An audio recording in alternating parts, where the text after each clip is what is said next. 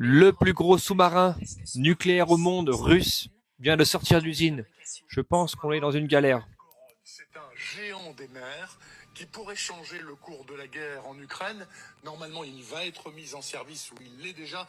Dites-nous en plus. Il l'est peut-être déjà. Je vous présente le sous-marin Belgorod. C'est tout simplement le plus Non mais il est énorme quoi les gars. du monde avec 184 mètres de long.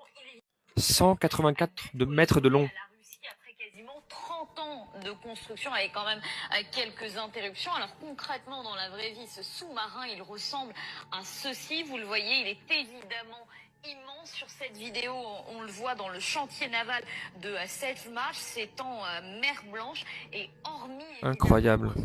Ils ont mis 30 ans à le construire. C'est ouf. Possède deux particularités, deux atouts majeurs. L'un, Ça c'est la taille d'un sous-marin normal. c'est qu'il est capable de tirer des torpilles Poséidon. Alors qu'est-ce que c'est des torpilles Poséidon? Eh bien c'est tout simplement des torpilles drones à charge nucléaire de 24 mètres de long, 2 mètres de diamètre avec une portée de 10 000 Ça fait flipper. kilomètres qui sont 10 000 km de portée.